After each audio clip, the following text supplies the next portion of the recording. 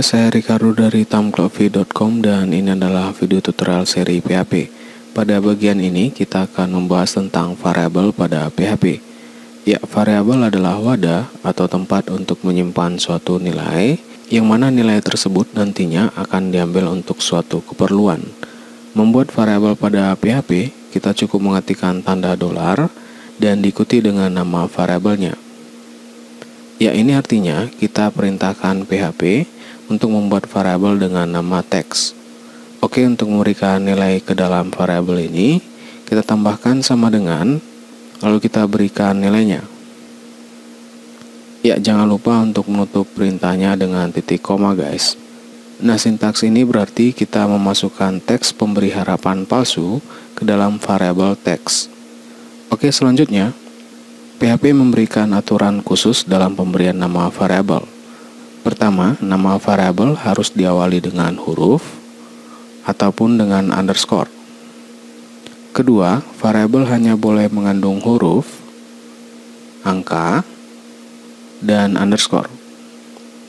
Jadi PHP tidak mengizinkan kita untuk membuat nama variabel dengan menggunakan karakter khusus ataupun yang diawali dengan angka.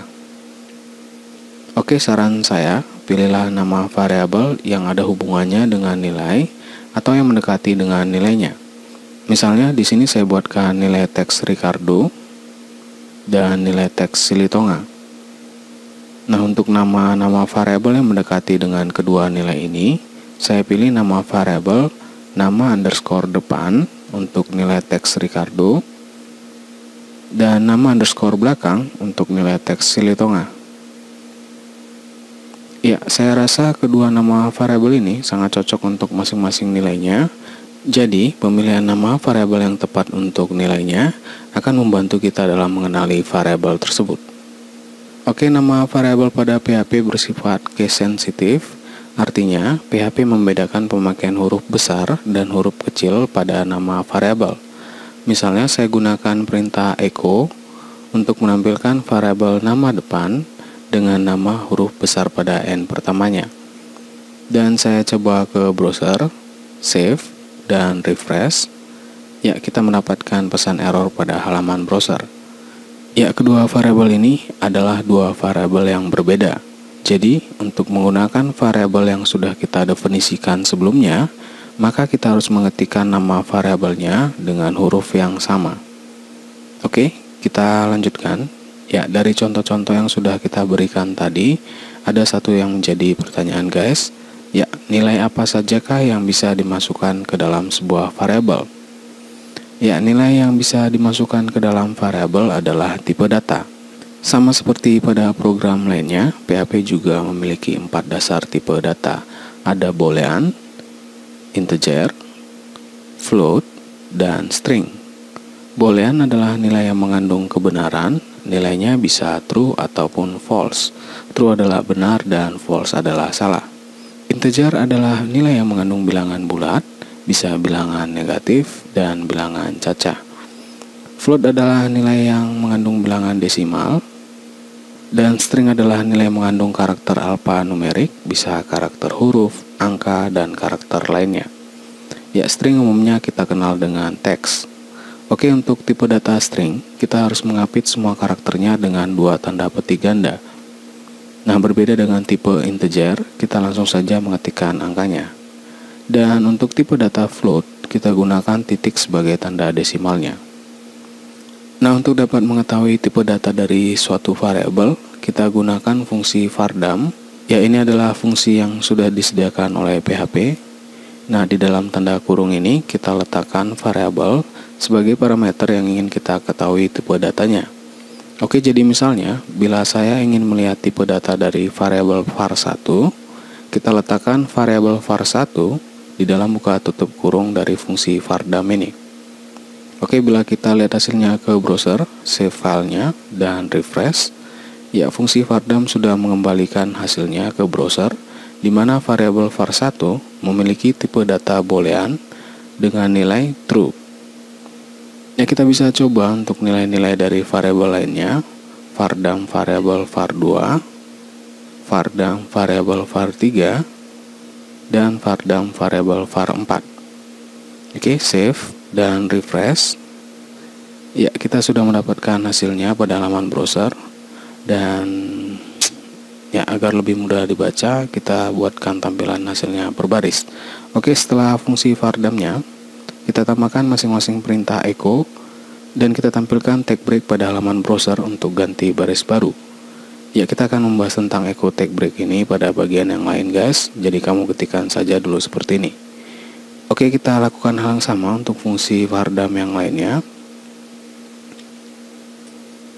Ya, sekarang kita lihat hasilnya ke browser, save dan refresh. Ya, sekarang hasilnya sudah ditampilkan berbaris dan lebih mudah dibaca. Oke, untuk var2 tipe datanya adalah integer dengan nilai 10. Untuk var3 tipe datanya adalah float dengan nilai 25,7. Dan untuk var4 tipe datanya adalah string dengan nilai 12. Ya, untuk tipe data string ini, fungsi vardam mengembalikan total karakter dari nilai variabelnya. Ya, bila kita hitung total karakter dari string user ID 007 ini, ya 1, 2, 3, 4, 5, 6, 7, 8, 9, 10, 11, dan 12. Ya, total karakternya adalah 12. Oke, jadi bila kamu ingin mengetahui tipe data dari sebuah variabel, kamu bisa mencobanya dengan menggunakan fungsi vardam ini. Ya, kita lanjutkan. Variabel juga dapat menyimpan hasil dari dua bilangan atau lebih yang dihubungkan dengan operator.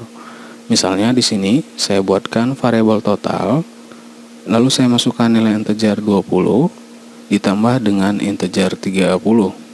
Nah, tanda tambah ini adalah operator penjumlahan.